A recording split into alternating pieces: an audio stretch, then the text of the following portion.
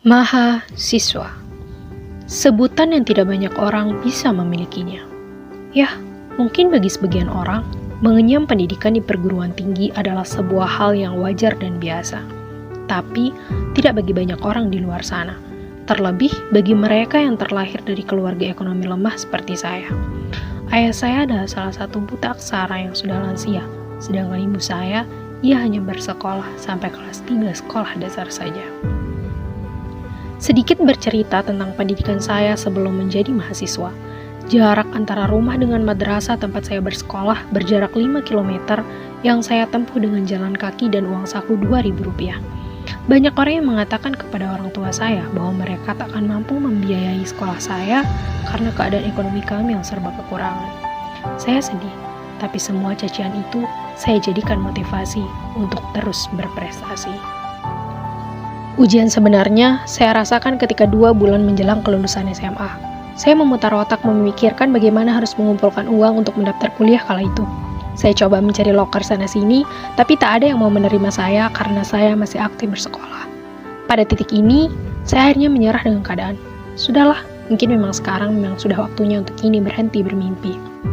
Suatu ketika, saat sudah selesai menyetor hafalan, seorang ustadz peminat hafiz di SMA saya memberikan sebuah notebook bersampul hitam. Ia berkata panjang lebar saat memberikan barang itu. "Nis, Bapak tahu kamu sedang susah memikirkan bagaimana akan melanjutkan pendidikanmu ke jenjang perkuliahan. Bapak tahu sekarang kamu sudah hampir menyerah, tapi tolong, jangan pernah berhenti bermimpi apalagi berusaha. Kau tahu, dalam Al-Quran Allah berfirman, berdoalah kepadaku, niscaya akan kuperkenankan bagimu. Minta sama dia, Nis, utarakan semua keluh susahmu padanya. Dia adalah zat yang berjanji akan memudahkan jalan orang-orang yang menuntut ilmu. Kalau kamu sewaktu-waktu lelah, ingat bagaimana perjuanganmu dan orang tua hingga kamu sampai berada di titik sekarang ini. Ayo semangat, bangun dari keterpurukan. Jangan pendam sendiri.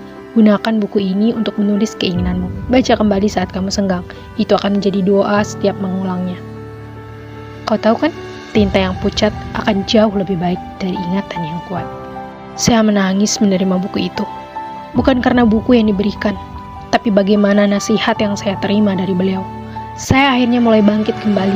Saya kumpulkan puing-puing semangat yang sudah berserakan. Saya selotip dan jahit rapi menjadi satu. Sekarang, saya sudah berdiri sendiri, di sini, di atas kaki dan doa orang tua saya, di atas rahmat Allah dan keridhoannya. Bismillah. Kini, setelah banyak perjuangan yang saya lakukan, sebutan maha atas siswa itu saya dapatkan dengan bantuan dana KIP kuliah. Awalnya saya berpikir bahwa menjadi mahasiswa hanya sebatas belajar di dalam ruangan saja. Ternyata tidak.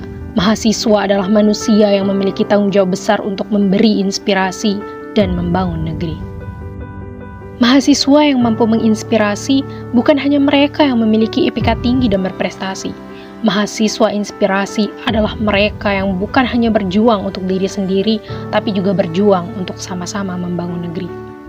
Inspirasi juga bukan hanya tentang siapa kita, tapi inspirasi lebih tentang apa yang sudah kita lakukan untuk banyak orang di luar sana. Mana inspirasi sesungguhnya saya dapatkan ketika terlibat dalam kegiatan pengabdian pemuda jenjang nasional Garuda Nusa Youth Action 2 di Desa Wisata Sasak Ende.